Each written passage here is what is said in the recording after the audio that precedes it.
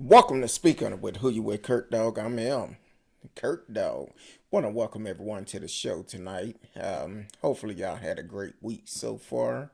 It's Tuesday night, so you know what time it is. We are live. Want to welcome everyone on Facebook, YouTube, Twitch, Twitter. D Live is always in the house, and also excuse me, um, Anchor.fm. Uh, Want to welcome them to the show as well. As we record the episode for Anchor.fm, you can live chat with us in the chat room.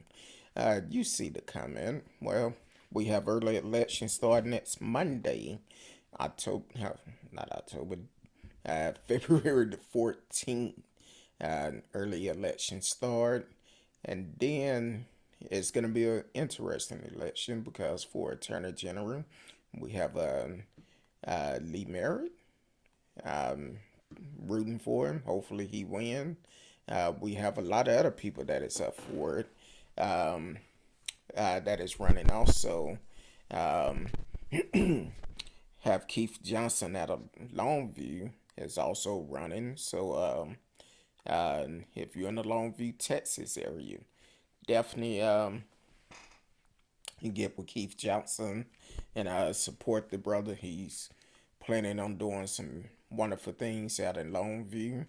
And then also we have the governor race, which is a huge race here in Texas. It's time for a change. The Republicans have ran this long enough, and they haven't done anything to show for it. But whenever you listen to their ads, they campaign ad, only thing they talk about is the border, protecting the border. But the Republicans have been in place for over 20 years here in Texas, and they never talked about the border. And Trump started talking about it, and trust me, they're not gonna do much about the border. Every election they use this the border talk to make people paranoid and feel that they could use that to get people to vote for them. But you got to have more than just talk about the border. What else are you going to do? What are you going to do for the people of Texas? Because here it is. Um, Greg Abbott haven't done much for everyone in Texas. He only catered to certain people that support him. And that's all to it. Ken Patson, we still waiting for him to go to trial for that he committed. So uh, I believe it was uh, fraud because he was supporting this business, getting folks to buy into this scheme, and he been charged. He also been charged with abuse of power of his office, uh, and he's playing the system. And I say he's playing the system because he is the attorney general, and what he's doing is going around and going around from going to trial, want to change venue. It was down in Harris County, Houston, Texas, and the last I heard, it's supposed to be going back up to Collin County where the incident took place. So it's time to bring Ken Paxton to justice. We need to get him out of office. We need to get Greg Abbott out of. We need to get Dan Patrick out of office. We need to get Sid Miller out of office, and we need to change the Board of Education because this critical race theory, they don't want it taught in a school, but that is part of America history. Uh, all the racist things that have taken place for century, and they want to cover it up. Well, the truth needs to be told. If we don't tell our kids about the history of America, it would die along with us. So it's very important that we can and let people know exactly how America have treated minority for years. If you think why you think all the ads talk about um, killers and drug dealers coming across the border? But we have that right here in the United States, still not doing anything to solve those issues.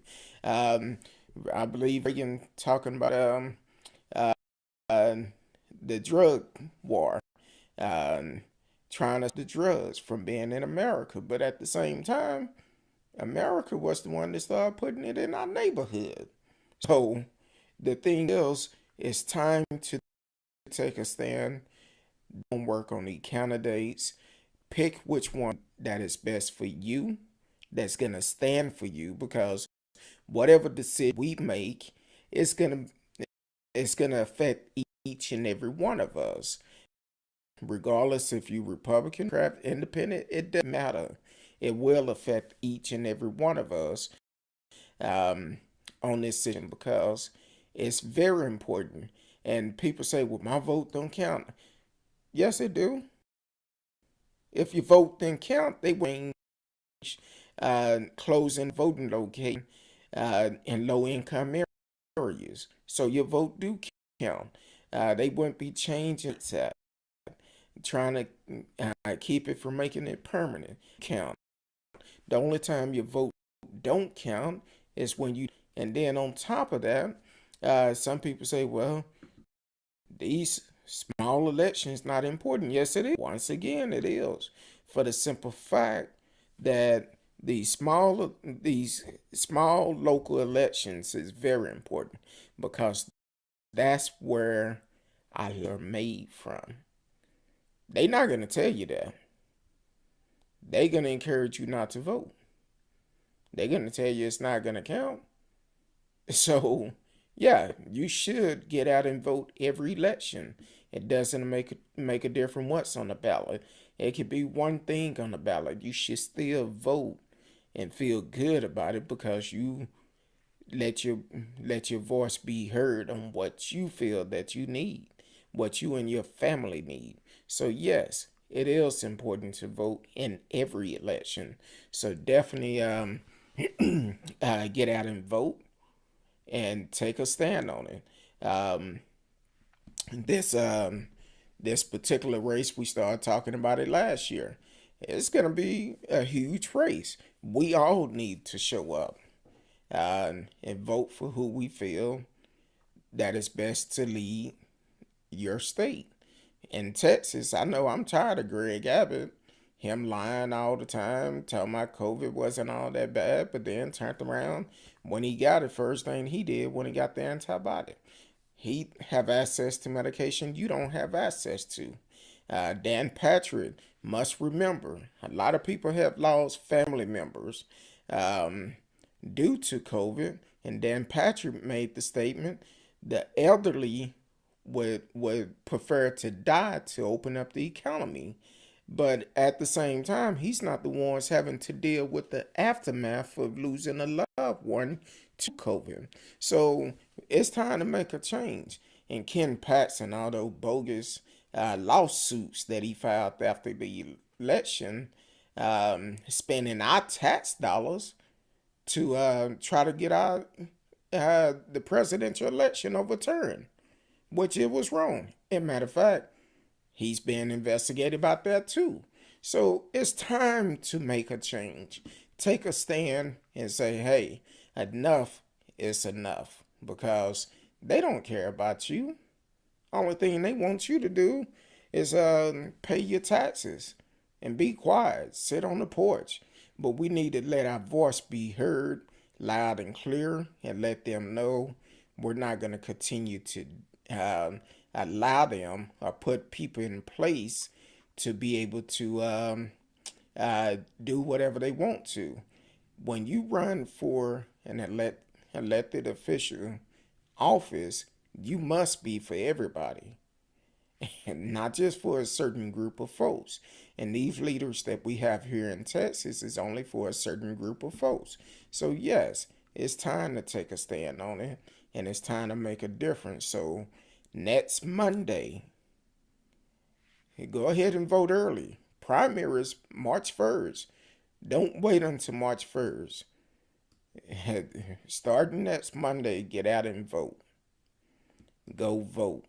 I don't care where you at. Uh, Find out if you're able to vote. I know here in Texas, um, and you cannot register to vote now if you're not registered. But in certain states, some states you can still register, but you can also go ahead and prepare. That's why I tell people all the time, prepare for the future. For the simple fact, if you get registered now, when the next election come up, you don't have to try to get ready. You're already ready. So get out and get registered. Um, and if you move to a new county, district, or state or whatever, make sure you change your voter registration. Or you're going to have to go back to that old county and do it. In Texas, the deadline is already passed. It was January 31st. So now you will have to go back to your old county. But we need to make a difference. Don't take much to drive to the other county. If you're close by, vote. Let your voice be heard. Regardless of where you're located, whatever. Find out the rules of your state, the election, on how they doing. I know personally, um, just like I said with Trump, I don't care who running against Greg Abbott, but all these folks, not voting for him. Uh, Beto right now is the best candidate. Um, I think he's the best one to lead us the most. Um, and then for the Attorney General, I feel like Barrett. We see the work that Lee Barrett does for everybody, not just for black people. He does it for everyone. Civil right. He wants the right things to happen. Those are the type of people we need in office. Somebody who's going to be for everyone and not for just one group of people. Um, but that's my opinion about it. Do your homework on your candidates and get out and vote. Um, Now, we're a little tonight because I was doing some research on this and I was like, is this true? Is true? This $30 million that Biden administration is looking for non-profit groups to distribute crack pipe kits, and um, it been said that uh, they thinking about Health and Human Services thinking about doing injection sites. So it's interesting. And I have a question to ask people because I don't know. Um, I want to know how you feel. Would you prefer a crack pipe kit, a safe injection site, or drug rehab for people? Which one would you like? Welcome to the show, T Cal. Um, I'm glad that you were able to make it in. Said it started to pick up at work, so I couldn't see the start, but I'm here now. We actually just came on. Oh, I guess we've been on for about 10 or 15, about almost 15 minutes. So um, we came on a little bit late because I was doing the research on this $30 million for crack pipes. Um, I want to know how do y'all feel? Um, do you feel that providing crack pipe now let me read the story first because I don't want to go out of line or anything like that or assume. I'm a read a press release that HHS did back on December the 8th. Excuse me. The Substance Abuse and Mental Health Service Administration is now accepting application for the first ever SAM HSA harm reduction grant program and expect to issue 30 million dollars in grant reward. This funding, authorized by the American Rescue Plan, will help increase access to a range of community harm reduction service and support harm reduction service provider as they work to help prevent overdose death and reduce health risks often associated with drug use. Um, SAM, HSA, SEP, application from state, local, tribal, and territory government, tribal organization, nonprofit, community-based organization, and primary behavior health organization with overdose death exceeding 100,000 over a 12-year period for the first time. This opportunity will provide support to those working in their community to reduce the harm of drug use, providing funding and support for innovative harm reduction service is in line with the Biden-Harris administration ongoing effort to address the overdose epidemic, and it's a key pillar for the first time in a multi-faceted health and human service overdose prevention strategy. October, this funding allowed organizations to expand their community-based overdose prevention program in a variety of ways, including distribute overdose reversal medication and fentanyl test strip, provide overdose education and counseling, and manage our expanding syringe service program, which help control the spread of infection disease like HIV and hepatitis C. The reality of evidence-based harm reduction services are out of reach for too many people, said National Drug Control Policy Director Dr. Gupta, who also announced the new model law to help states ensure access to safe, effective, and cost syringes program. Service program building Biden-Harris administration to expand evidence-based prevention, treatment, and recovery support service. The historic funding will help make harm reduction service more accessible so we can meet people where they are and save lives. Too many America, more than 100,000 people over the last year have lost their lives to drug overdose. Our new HHS overdose prevention is clear. Harm reduction service and critical to keeping people who use drugs alive and as possible. And Health and Human Service Secretary Xavier Becerra, American deserve health service that address the full range of drug use and addiction issues. And this funding will help provide those services in the neighborhood in which they live. Um, and harm reduction service will help keep America alive. Rittman, PhD, the Assistant Secretary of Methamphetamine Substance Use and the SAM, HSA.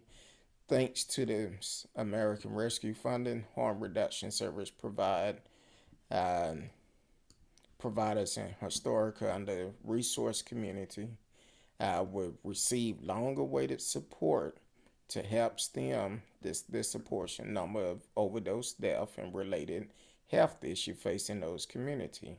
SAM HSA will distribute $10 million per year over the next 3 years. Grant reception must use the fund to support harm reduction service. Harm reduction service provider will be asked to develop or expand evidence based service that may include, but not limited to, the provision of sterile syringe, safe sex kit, prevention education about synthetic opioid and other substance overdose prevention kits include peer work and engagement, medical service, case management, and referral to treatment. Warm handoff that facilitates engage in care and refers to treatment for individuals seeking these support service are also critical compartment of this grant program. Harm reduction service will be trauma informed and guided by a harm reduction stakeholder group and other community members. Now that's the press release that was released on December 8, 2021. So it's kind of Uh, it sound good, but how long have we had the crack issue? But now opioid, who mainly is not in the low income area that it's affecting the most, but now they able to come up with a program, come up with money. I'm just saying, but I want to know your opinion about it. Well, today it came out that Biden administration to fund program to hand out crack pipes. This is according to Fox 5 out of New York, I believe. The U.S. Department of Health and Human Services reportedly seeking to give grant to programs that hand out crack pipe to drug addicts as part of a program to keep users safe. The ideal is limit to infection among users. A 30 million Biden administration grant program include money for nonprofit group to purchase safe smoking kit supplies, according to a report. Um, the pipes also hopefully convince people to smoke instead of injecting drugs because injection are reportedly riskier. San Francisco and Seattle have tried crack program. News of the pipe program came to the Justice Department signal that it might be willing to allow safe injection sites for people to use heroin and other drugs. The first official authorized safe injection site opened in New York in November. The two facilities, which the city calls Overdose Prevention Center, provide a monitor place for drug users to partake with staffers and supplies on hand to reverse overdose. Advocates have helped them to curb the scourge of overdose death. The New York City site so far have intervened in more than 125 overdose among more than 640 users, many of who have made multiple visits, according to On Point NYC, the organization running them. Um, so I really want to know your opinion about it. Do you think it's a good idea to provide crack pipes um, to drug users or syringes to heroin and meth users um, instead of providing help for them?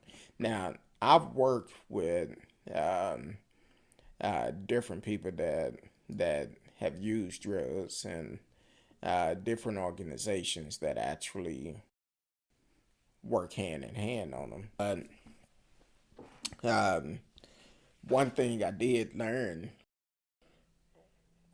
from my experience dealing with someone that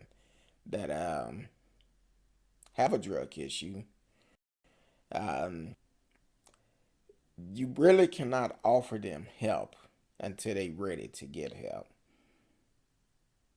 You can offer them help, but they would lie to you. They will say, "Oh yeah, I'm ready. I'm ready." Then when it's time, they don't show up. Normally, when a person hit rock bottom, that's when they ready to get help. Um, T-Cal asked a couple of questions. Said it started to pick. Uh, oh, said, "What's the story? What's going on with crack pipes?" It sound crazy. T-Cal said, "Like I said, it sound crazy. It's getting busy, so I have to go back to work, but I'll check back as fast as I can." All right, have a good night at work, and um, hopefully you make it back before we get off. Um, so um, I wanna I wanna understand your opinion about it because you could call in or put in the chat like T-Cal been doing.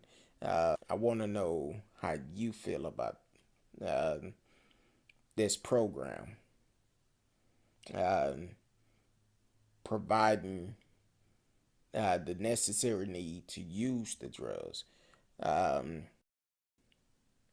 and one of my biggest thing when they talk about meth, yeah, it's meth in the hood, but when you talk about opioid, that's not necessary in the hood. That's normally found uh, in the more middle class, upper class area, which I believe when Trump came into office, remember him signing a bill about providing help for them. But for years, crack cocaine have low income area.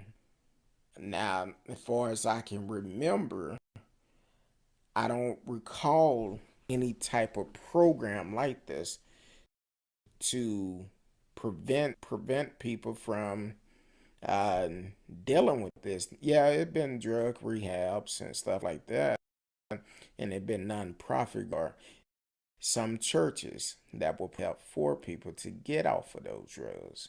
Um, and I've known people that have recovered from those. Um, that was once on drugs and they made a full recovery and now they reaching back and trying to help other people to get off. So is um, program, is it actually for everybody? And then if they only going to provide 10 million a year, 10 million a year across the country for 3 years, how far is that going to go? I'm just asking because that's not a whole bunch of help. And you talking about rehab, you talking about across the U.S., that's not gonna do too much. But then the question come up, uh, like in New York, safe space, safe place where they could go and use their drugs. But where are they buying the drugs from? Should the money be used to help them get off of drugs? Or should you do what you're saying with this money? I'm just kind of curious. Um, my uh, thinking about this, and I'm like, okay, now they're gonna provide all the supplies you need. I've talked about on the show um, where I went into a location here in DFW and this service station, nobody did look like they from the neighborhood, but they was providing uh, some of the supplies for crack pipes. And why are you selling this in our neighborhood? And you're not even from the neighborhood. Which a lot of these little small convenience stores are not from the neighborhood. And I'm just kind of curious, how is this gonna, what about, just throw it out there, what if a person is on their way to one of those sites? They had with the drugs to get there. What if they got stopped before they made it there? Are you gonna arrest them? These are questions that came up as I was reading the story. I'm like, how is this gonna work? But that's 30 million tax dollars. I'm not opposed to helping people get off drugs, but I do have issues when you are supplying, helping a habit out. That's an issue. I think that could become a bigger problem in the long run. Uh, if you're just not tuning in, you are listening to Speak on a CurtDog. I'm CurtDog. We're talking about this $30 million Biden administration is given to supply crack pipes and to have a safe place to use drugs. But also, um, I'm just curious on how they gonna do this, where it's gonna be beneficial. Are they helping these folks get off drugs? Are you just gonna get them a safe place to get drugs? And then also you got to look at it like this: when you're dealing with uh, crack, a lot of time it's a group of them come together and smoke crack. It's not in person. Normally, it's a group of people that will come together and smoke crack. And normally, it's probably going to be a fight. Hit it more than somebody else, it may be a fight. So, I'm just kind of curious, how is this program going to work? How is it going to benefit people? And here it is, we have kids on the bed hungry.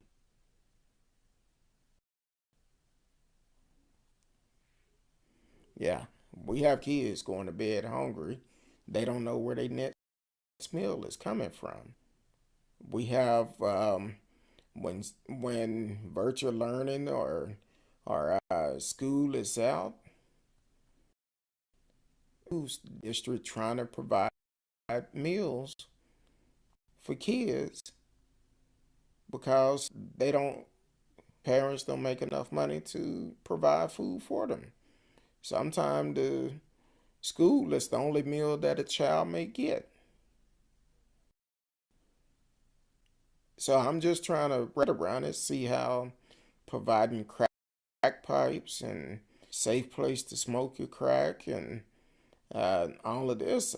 I personally, I feel like it's going to be a bigger issue for the simple fact providing all this place for them, but what about the help to get off of it? What I'm concerned about, because if a person gonna go to a safe place where they won't get arrested, they can smoke their crack, do whatever they want to, then what?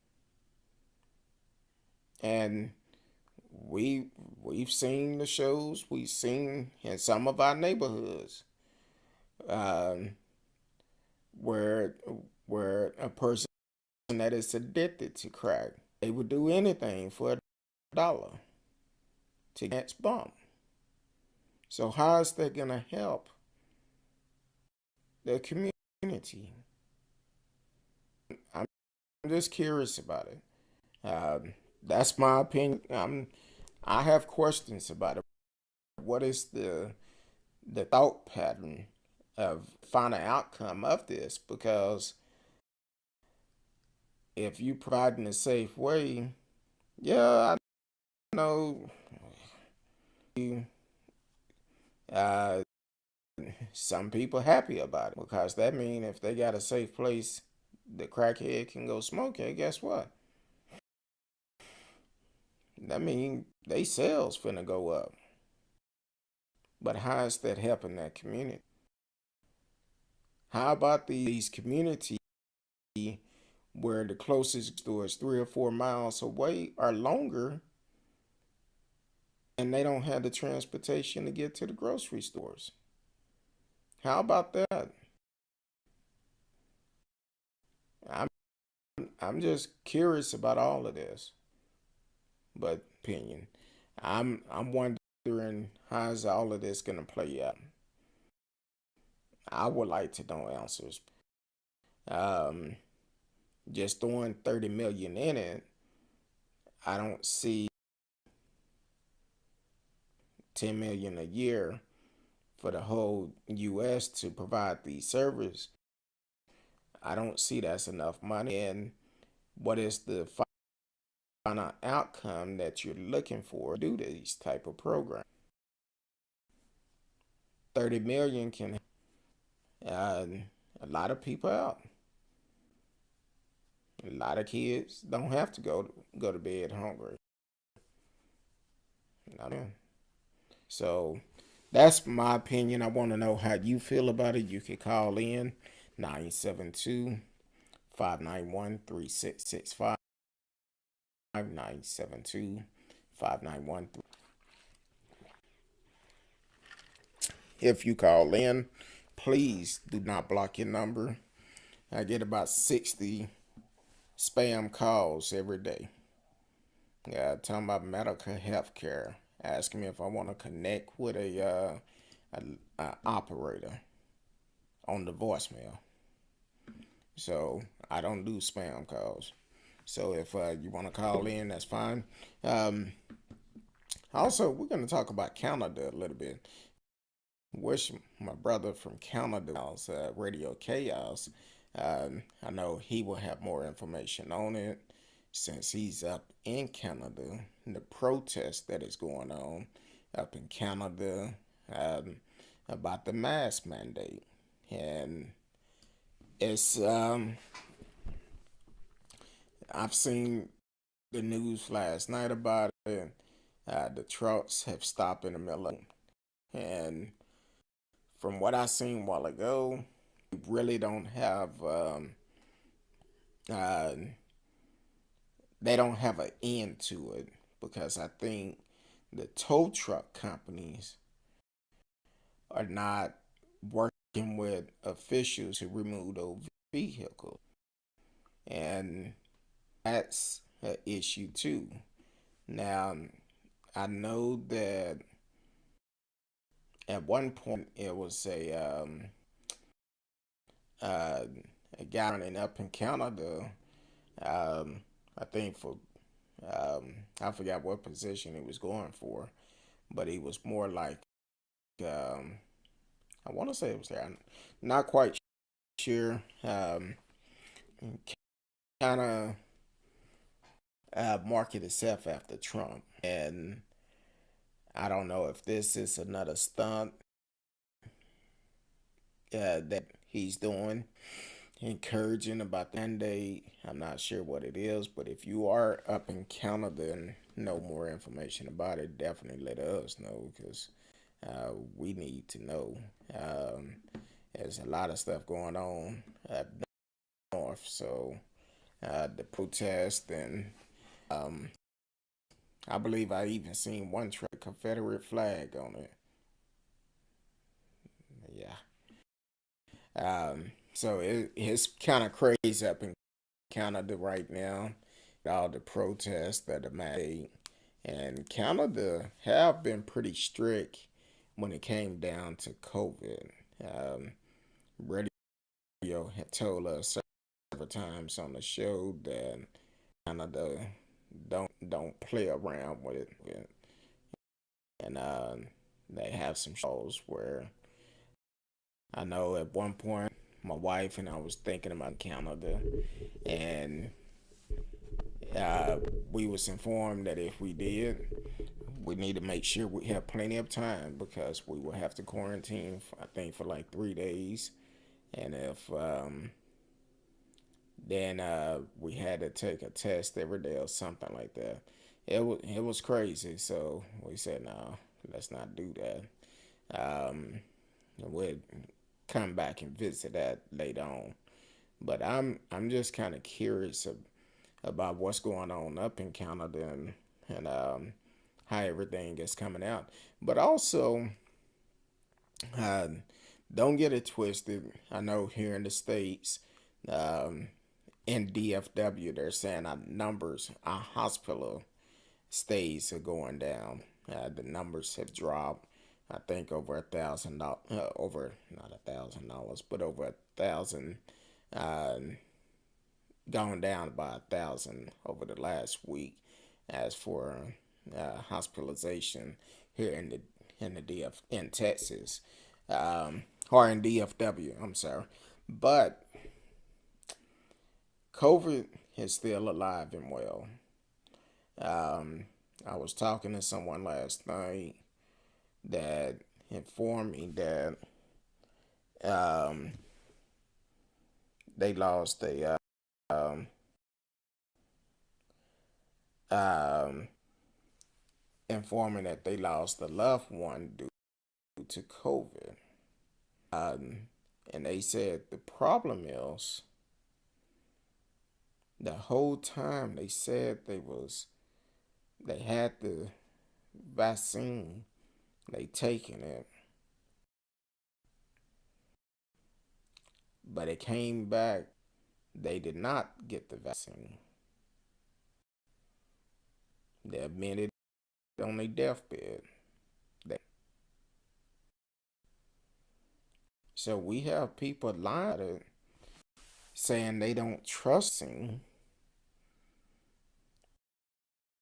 and unfortunately, COVID, it affects everybody differently. Some people have it worse than others.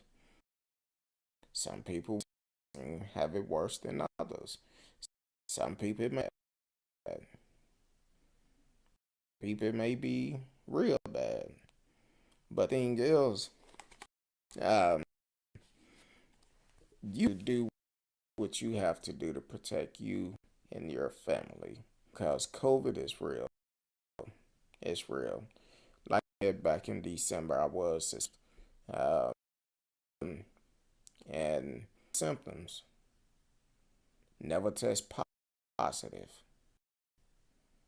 Had the symptoms, never test positive, and after about a week, I was feeling better. Um, my wife ended up testing positive. I still test negative, but she tests positive. Both of us had the vaccine. Since then, I've had my booster. So, um, but it's different because here it is. Luckily, we've always take our vitamins. Try to make sure our immune system is great because we both work really, and we have to protect ourselves. That's what we did. So during that time, I would tell anyone if you had those symptoms, sick. Now check with your doctor. I'm not a doctor, so don't take my advice. I'm telling you what my wife and I did. Um, even though we had this, we made sure we drank enough fluid in our body, uh, mostly water, and uh, different type of juice with a. And we also made sure we ate, even when we didn't like it. We forced ourselves to. We, we did not lay around lay long. Forced ourselves to get up, move around. No matter how we felt, we constantly move around. Got up in the morning. Now I will cook breakfast. Um, we eat breakfast. We wouldn't, even though we was tired, we would not go lay in the bed. We stayed up. We forced ourselves to exercise during that time, which helped us too because um, it make a difference. But if you just laying around, you that give that virus to set in your chest and you start having issues. Um, so we did all of that. Made sure we stayed on top when we took our showers. I would tell people to even for COVID, I always did it thanks to a friend from back in the days. She actually told me years ago, um, if you have a cold or something, let that hot water run on your back. It'll help break all that mucus up and it'll come up. So I've been doing that for over 20 years. And that's um and that's where if you had the symptoms, uh you should definitely um do what you have to do to protect yourself. Freedom Channel. Thank you for tuning in. Been a while since since you've been here. Are you defending Biden on this one? Well, you came in late, so normally I tell you go back and watch the show, but you should go back and watch it anyway. Um, I don't understand what's the purpose of it. It's kind of like you saying it's okay to use drugs, and I don't agree with it. I think it should be. I think it should go to more of a rehabilitation to help get them off of drugs. So, and you got to read between the line because Trump signed that bill about the opioid crisis about a couple of years ago, I believe, and he signed that bill.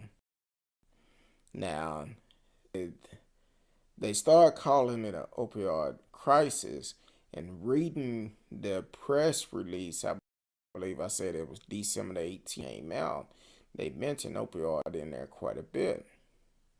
So I think this bill is basically for the opioid community, for the ones that use that, and they just said crack pipe to make it seem like it's going to the black community. But $10 million for the entire United States per year for the next 3 years, that's just not enough money to do a war on drugs. It's not. And to provide supplies for that, I don't think it's enough because you providing them the necessary tools to use these drugs, but what about the tools to getting them off of these drugs? That's what I have an issue because like this, I do not support no one habit. I don't support nobody habit. I remember years ago, I had an associate come to me and ask me for $20, um, which I knew if I gave it to them, I wasn't going to get it back. No, but they said that $20 was to give me a $10 bag of weed, some cigarettes, and $5 for gas. Well, that tells me your priority is wrong. And I'm not finna support someone happy. If I would have gave them that $20, that would have been supporting their habits. I'm not supporting it. If you need to be able to support your own habit, I won't support that. So hopefully that answers the question. Um, I know you can do a tight buy and then roll on out. Um, but I don't outcome in this, and I think it's mainly a situation where focusing more on opioid than they are on crack cocaine. I just don't. Crack been around since these. Reagan war on drugs. That was all about the crack. Um, Say no to drugs. That was all about the crack cocaine. But since the 80s, it's still around. I think it was early 80s, 85, something like that. It's still around. But they never had far as I know, they never had a resource like this. It's easy to put lipstick on a monkey and say, oh, this is a beautiful woman. But at the same time, you can do a program and say, oh, this is for provide crack pipes, but then you use that money for other things. The headlines say crack pipes, kids are, and they thinking about doing injection sites. I don't understand the logic of that.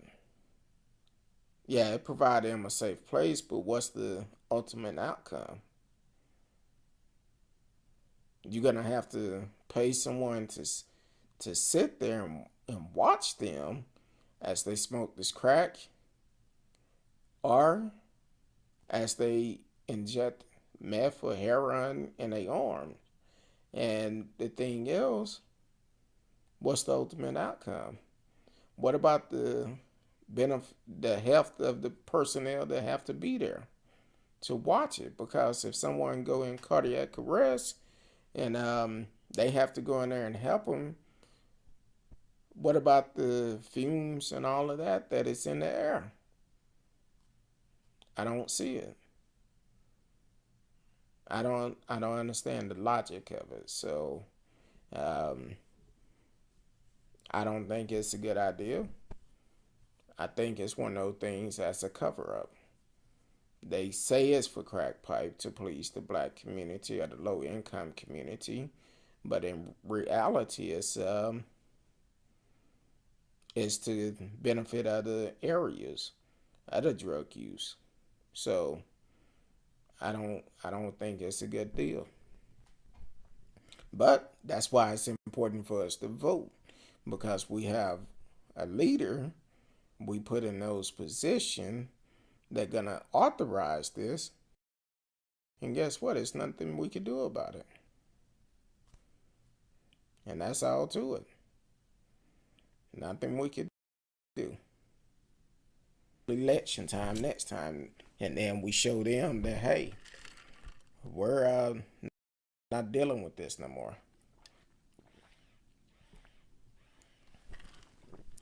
So I think you just did a drop a type by because you haven't responded. So I assume you just did a type by and kept on rolling, which is cool.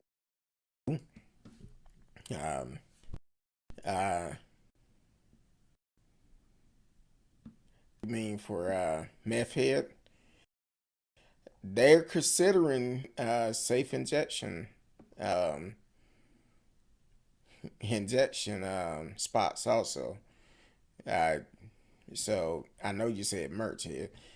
Are you talking about shopper heads? Because I know people be shopping.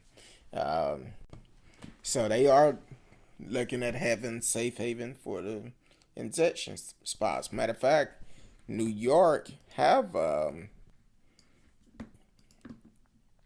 safe haven um, for people that use heroin and other drugs.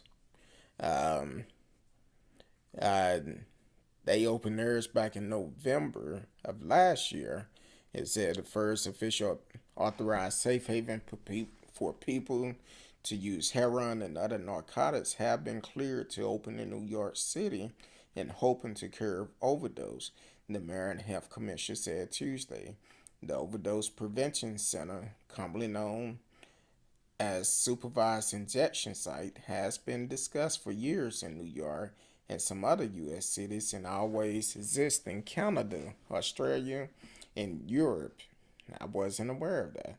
A few unofficial facilities have operated in the city for some time, allowing drug users a monitored place to partake.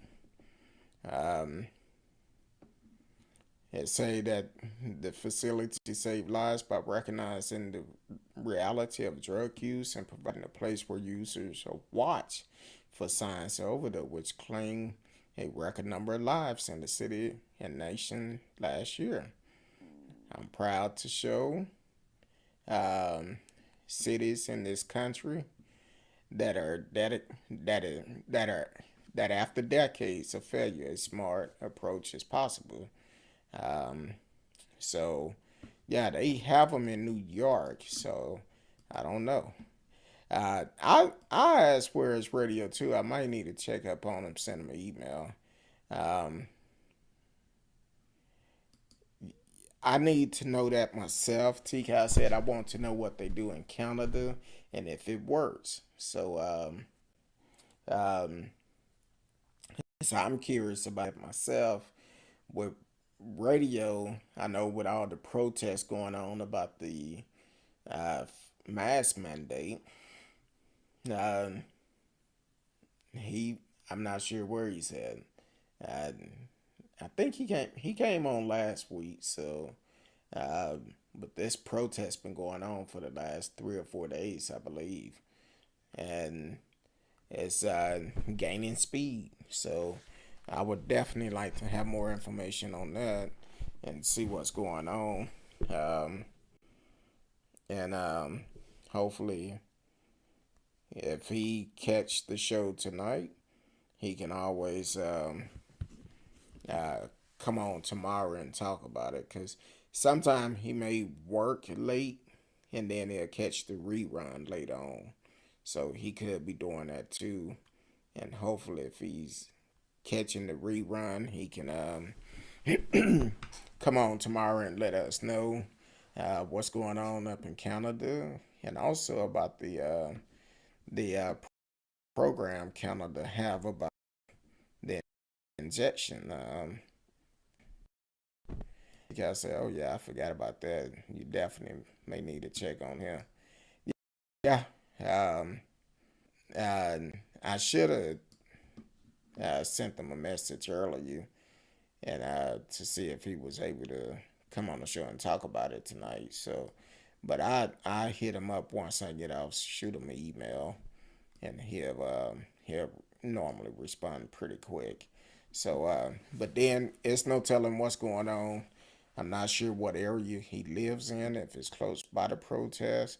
I'm not sure, but tensions is very high in Canada, and I would just say, uh, right now this whole need peace, because what's going on overseas, going on with Russia, and countries up there is crazy right now. Everyone is on the edge. So I would just ask for peace for everybody, because right now it's crazy as hell. To be honest with you, but please do not forget. Um, uh, early voting starting next Monday. Um, so that's a good thing. Now I will say, um, here in Dallas, um, this just came out today. I'm gonna try to read it real quick. I may not have time, but hold on, let me do this because I'm not gonna have time. Hold on. You are listening to Speak on the CurtDog. I'm CurtDog. We've been talking early voting that started on the 14th, and also we've been talking about this uh,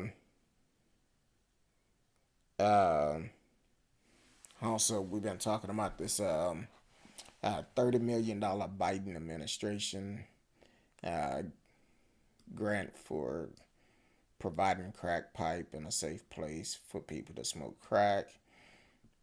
And Health and Human Service is considering a safe injection for users to help prevent overdose. So that's what we've been talking about tonight. We even hit a little bit on the Canada protest, but in the middle of everything we talked about tonight, Dallas County have done some big things and made some difference um, in some people's lives. Dallas County turned Oak Cliff apartment complex into a transitional housing. Um, Dallas County is buying an apartment complex in East Oak Cliff designed to offer people a fresh start. The complex will become transitional housing for men coming out of prison, and it's a public-private partnership with the Regional Black Contractor Association. The county invested 6.7 million to buy the complex with American Rescue Plan Fund. American Rescue Plan, same program that There's 30 million going to. We hear people who talk about reentry. We hear people who talk about a second chance, said Commissioner John Riley Price. The county is buying the complex at 2125 2nd Street to become 1 year transitional housing for a man returning from prison. What we noticed coming out of the prison system, they might be couch surfing, not typical on the street per se, but still classified as homeless. It's hard for those people to get, and once you get to those background check questions and previous rental history, it's just another barrier, said Kimberly Shaw, Regional Black Contractor Association. Police said the county found the unique way to use the fund. It was very creative. What the Biden administration said to us is is you must have town hall meeting. Town hall meeting, you will get an excursion of what use those funds for. Police Price said its new name Lockridge Housing. It's named after one of the first black state legislators from North Texas. It has approximately 70 units to be in training for a job through the Regional Black Contractor Program with Dallas College. It gives them skills, training, and certification that make them competitive when they go into the workforce, Shaw said. Some 100 members of the association hire these men and building their own workforce while building back the lives of men. There's support from others who know this journey, like Anthony Virgil, someone who been in their shoes, who walked through their process to help them to navigate through this process, so it will be a smoother transition so my role is very simple, is to help them, Virgil said. To be able to give them that opportunity to be citizen in terms and valuable, Price said. When you give somebody a job, the amount of self-esteem you will rise, and that person is self-reliance, and this that goes a long way. It doesn't just affect them, it affects children, the community around them, and it has a very long lasting effect. The complex is set to open in a month and a half. Great job, John Riley Price and the Black Contractor Association. See, that money should be used for stuff like programs like that. We talk about um, um, people talk about the prison system all the time. How a lot of people, they come home from prison and they don't have a plan, and they end up going back to prison for the simple fact they don't have a plan. They're to prison, do their time, whatever they went to prison for. They end up doing their time, and all of a sudden they back in the system because they cannot find a job. They don't have the skill, and they're limited to what they can live. And a lot of them end up, and sometimes family members don't want to deal with you if you've been in prison, for whatever reason. So, or you find yourself back in the same situation you was in before, but through this program that Dallas County is using this money for, the same money they talking about providing crack pipes, and safe places to smoke crack. They use this money for something to encourage, to help build up their self-esteem, give them opportunity to get back into the workforce, and where they can provide training, something that nobody can ever take away from them. But if it's construction, that seems like that's mostly what it's going to be, but it's going to provide training for them, a trade school that they could go through, and they go in there and learn this training And sometimes the experience that you have, people would overlook your background just because of the work that you do. And they will give you a better opportunity. So they giving them training, but then they also giving them this opportunity. So um, so that's always a good thing when it's stuff like this. That's where the money should be going to, trying to rebuild the community, trying to provide opportunity, a fair opportunity to the income areas. Um, I'm not saying everybody gonna do the right thing. Um, some may do the right thing, some probably won't, but they have that opportunity where they can do it and better themselves. T-Cal said, well, I have to go. It's time to start wrapping up at work. Have a good night and great conversation as always. I appreciate it, T-Cal. Thank you for always supporting the show. Um, so that's where that money should go, to build up communities. Um, it's so many stuff. A lot of things goes on in the city of Dallas that um, can't remember all of them, but kind of like I believe it's Dixie Circle. They have a farm out there where they actually grow their own produce, vegetables and stuff, and um, that's given back to the community. So it's programs like that that we should pour into, programs that are doing positive things for the community. I'm not saying some of these people that may get part of this $30 million grant is not going to do what's right, but what's the solution? Just provide a place for someone to smoke, crack, um, and provide the supplies they need to do it. I feel like that's a hindrance to them, and it's not helping them. It's giving them that safety net. Oh, I could go over here and buy this crack. I could go here. I can smoke all the crack I want. And if I OD, they dare to save me. I'm just saying. I never smoked crack before. Never been my thing. Um, but I've seen what it do to people. I see what it done to families. So it's not a good thing. I feel like providing the supplies for them is not always good.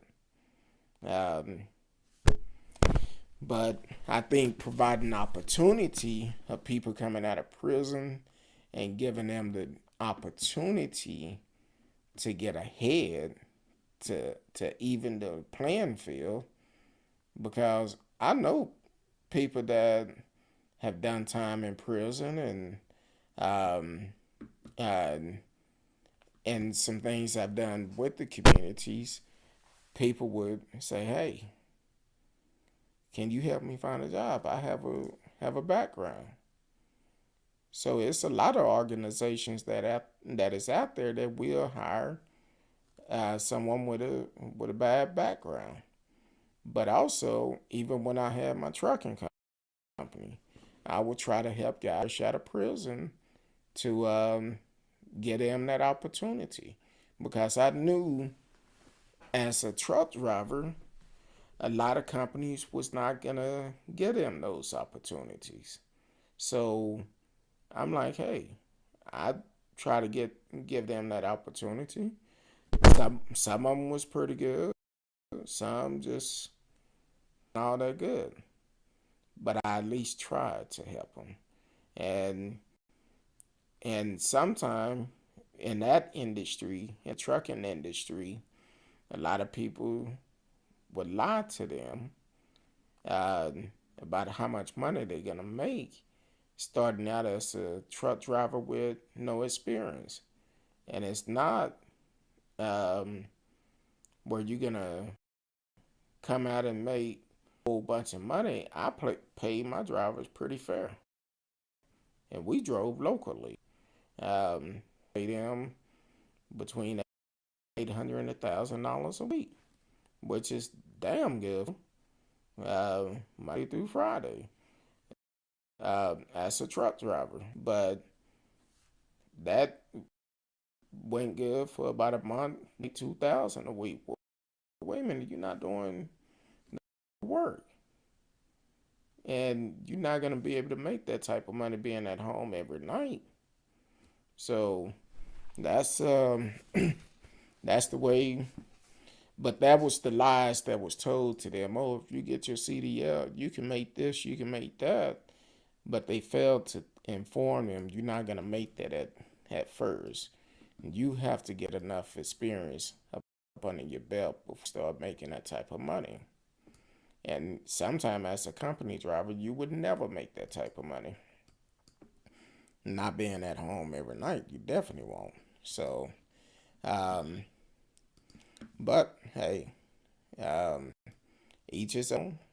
I've always try to look out for people that, uh, if you're trying to help yourself, I don't mind trying to help you. Bottom line, I don't care who you are. Long as you're trying to help yourself, I will help you. Um, but if you just seeking for a handout, mm-mm, that ain't gonna work. But we um, we have a couple more days left together. I know we do Tuesday through Thursday, so we got Wednesday night and Thursday with Miss Risky.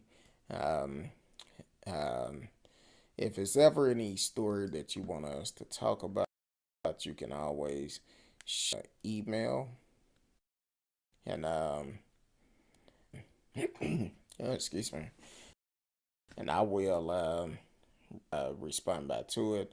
Or if you following me on social media, um, that's probably the best way to do it. Be honest with you. You follow me on social media, just shoot me a message. I will respond to that quicker. You can shoot me an email, who you with CurtDog at mail.com, who you with CurtDog at mail.com.